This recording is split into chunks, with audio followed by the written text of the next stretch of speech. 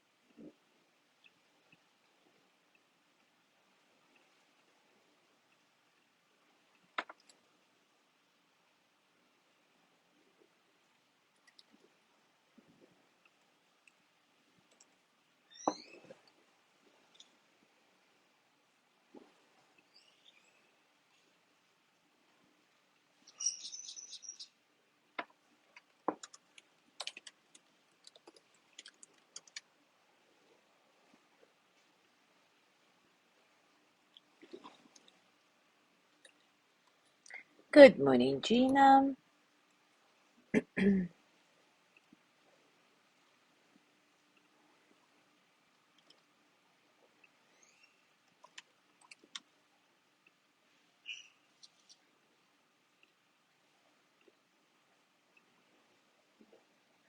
Good morning, Mary.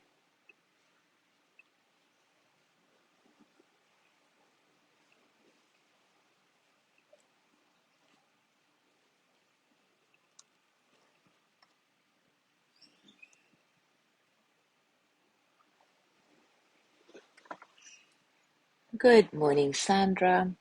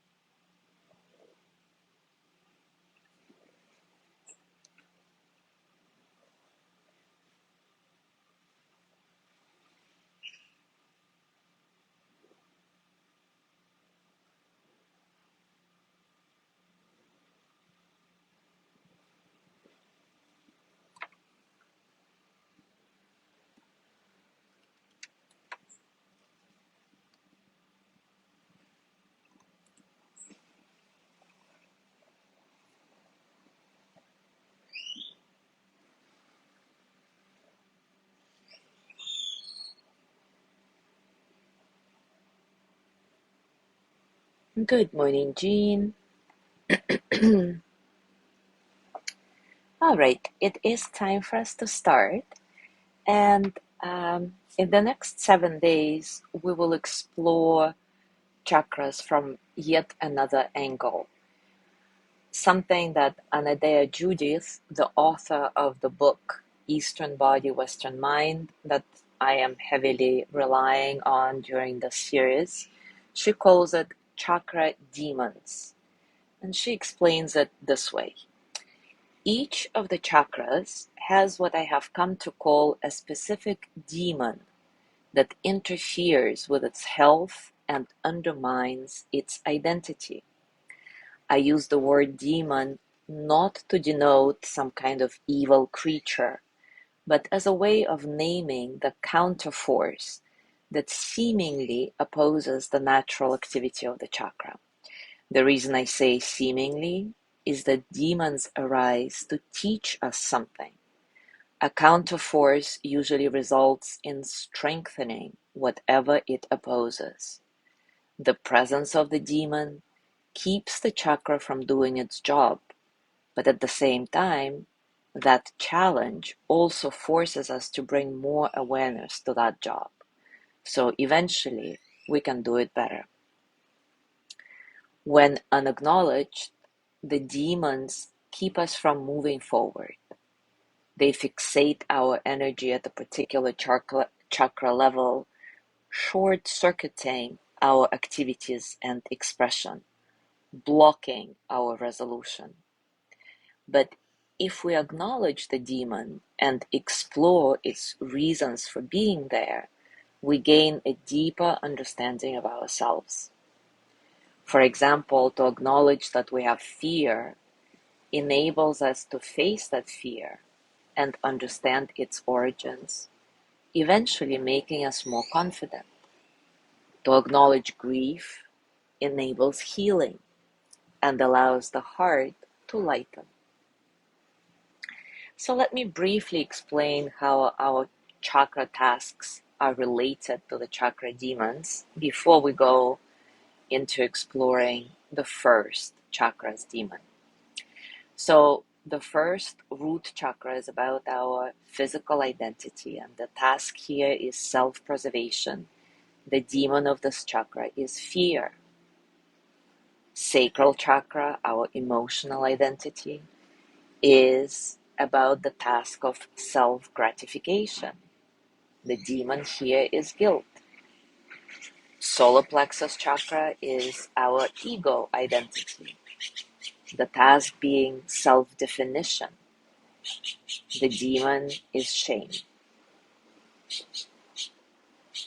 The heart is about our social identity, with the task being self-acceptance. And the demon of the heart chakra is grief.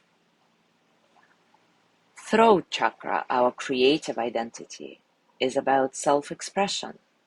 The demon here being lies. Third eye, archetypal identity, points us to self-reflection. The demon here is illusion. And finally, the crown chakra, our universal identity, is associated with the task of self-knowledge. And the demon here is attachment. So we'll look at all of these in the next 7 days. Today, let's look at the root chakra. The task of this chakra is self-preservation. So it's all about basic survival, having shelter, food, money, etc., whatever we need to survive. And the demon of this chakra, the force that challenges this task, is fear. When we live in an environment of danger or deprivation, whether it's actual or perceived, we experience fear. If danger was a frequent presence during growing up, then fear pervades our baseline program for survival. Fear heightens our awareness and floods the body with natural chemicals such as adrenaline to energize the body for action. Fear brings our attention into the here and now to address the threat.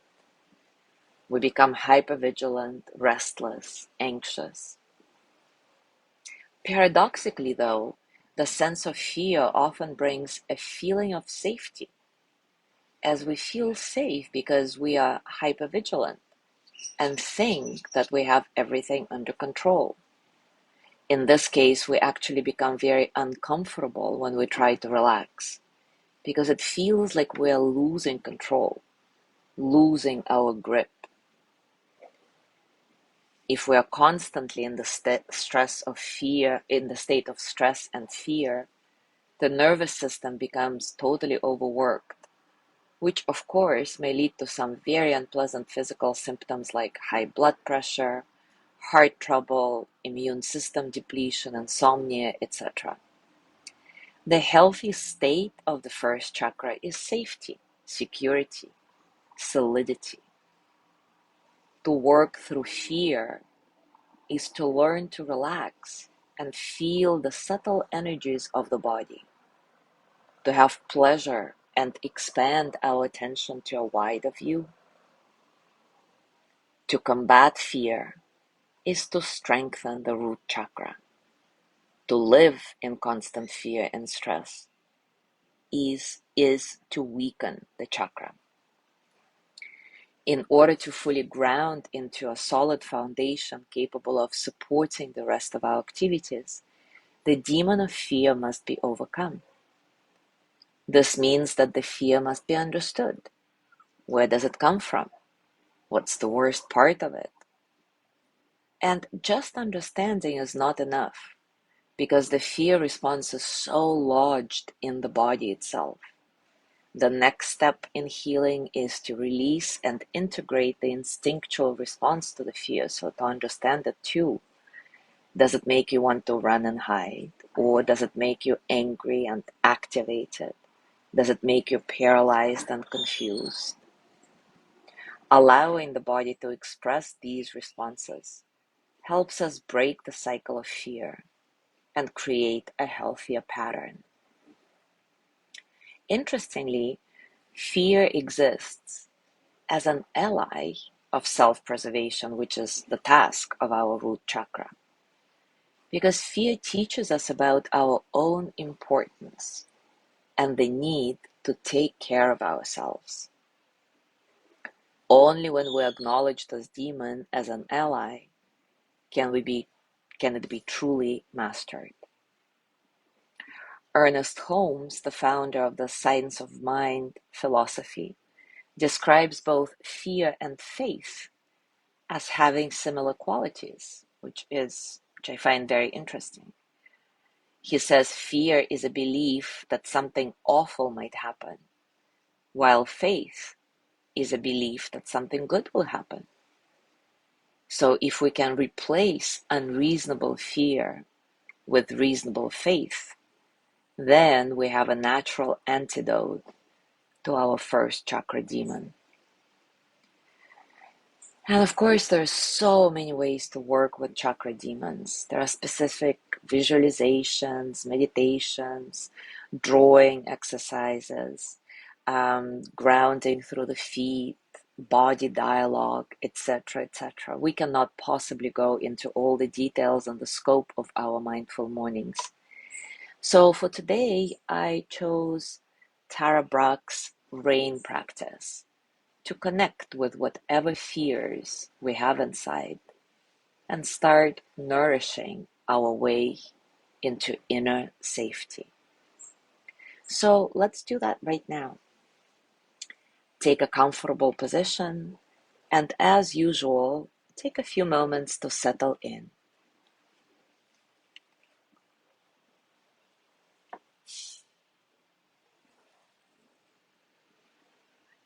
Scanning your body, notice what's going on for you today, physically, emotionally, mentally. How are you?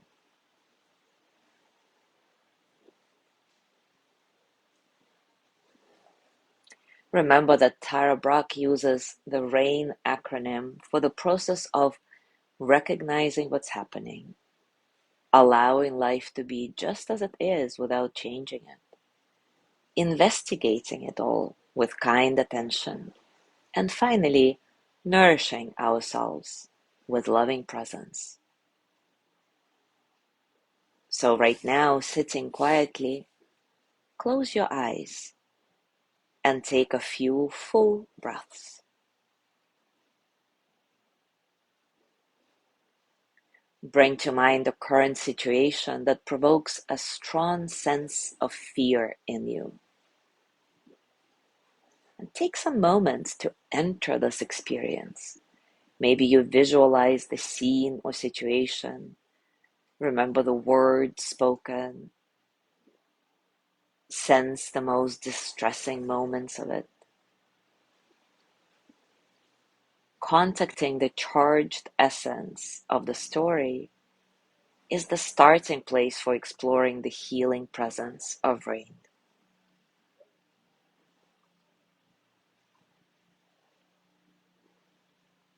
So let's start this process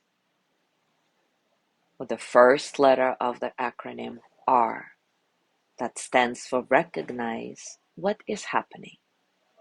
So as you reflect on the situation that provokes fear, ask yourself, what's happening inside me right now?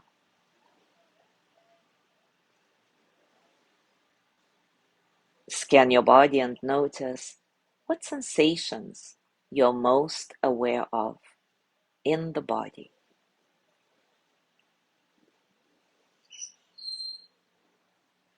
What emotions are present? Maybe there is anger or confusion, anxiety, whatever it is that fear provokes in you. What about your mind? Is it filled with churning thoughts?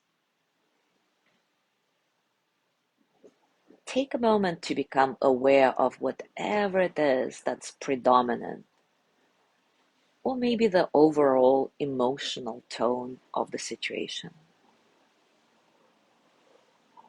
Stay with the direct experience of it for a few moments.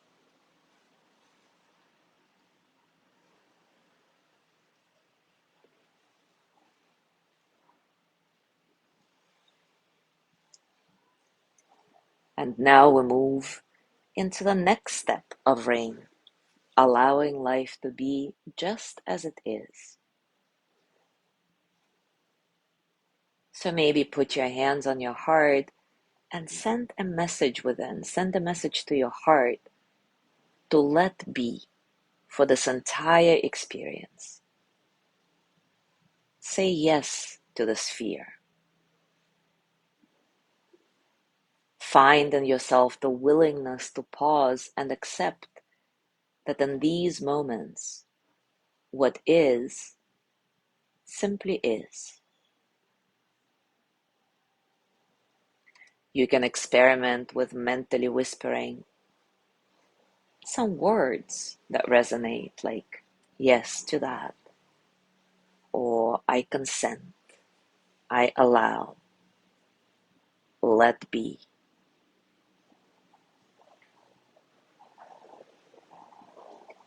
You might find yourself saying yes to a huge inner no, to a body and mind painfully contracted in resistance. You might be saying yes to the part of you that is screaming, I hate this. Don't worry, that's a natural part of the process.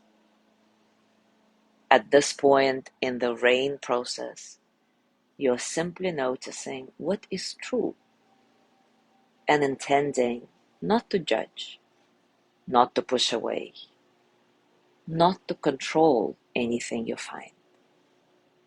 Just allow life to be as it is. Allow your fear to be as it is.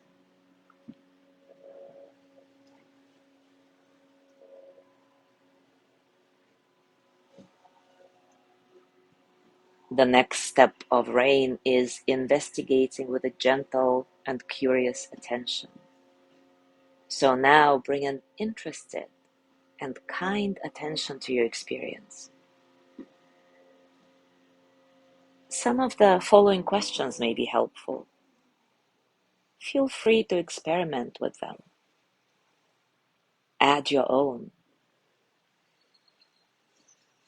What is the worst part of this? What wants my attention the most right now?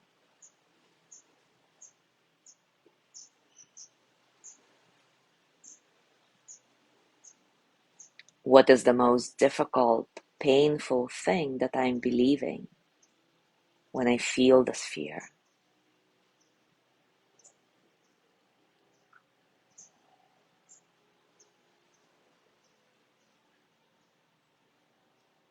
Where do I feel the sensations in the body, the sensations of fear? How do they manifest physically? Maybe there is heaviness or burning or desire to run or hide, whatever it is for you.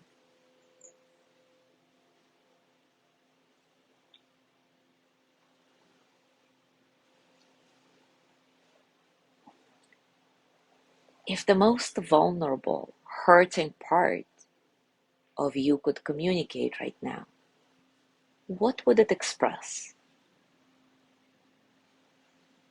In words, feelings, images?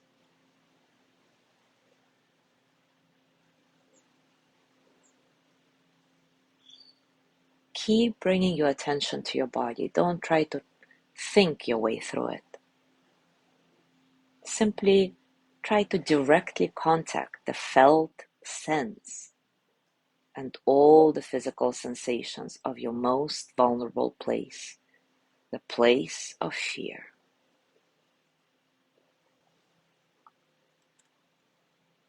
And once you're fully present, listen for what this place truly needs to begin healing,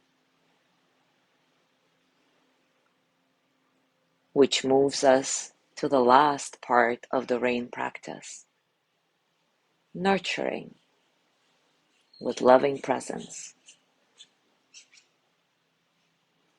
So as you sense what is needed, what is your natural response? Try to call on the most compassionate part of your being and offer yourself a loving message, or maybe send a tender embrace inward. You might gently place your hand on your heart. You might visualize a young part of you surrounded in soft, luminous light. You might imagine someone you trust, a parent, a pet, a teacher, a spiritual figure. Imagine them holding you with love.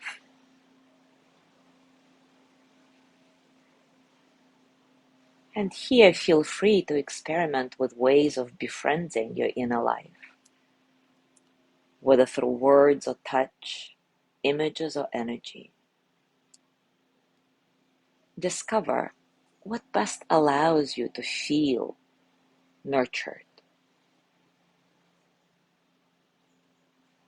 What best allows the part of you that is most vulnerable to feel loved, seen, safe.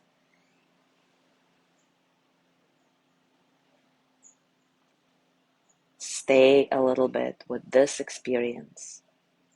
Let yourself receive it.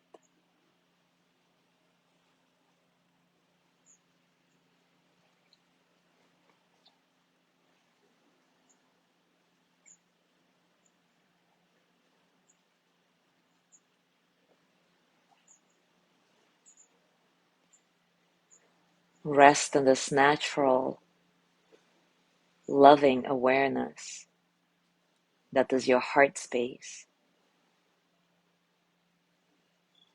Become familiar with it. This is your true home.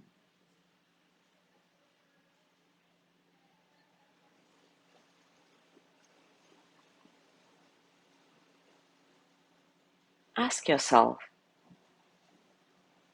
what is the sense of my being, of who I am right now?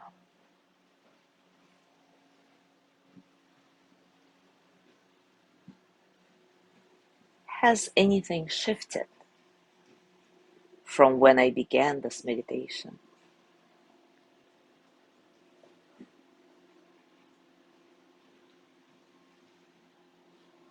As you go through your day, if you're still feeling raw with this fear, or a new sense of fear comes up, include all these feelings with kindness. Nourish yourself from your heart space into safety. Thank you so much for being here today. Have a lovely day, and I will see you tomorrow.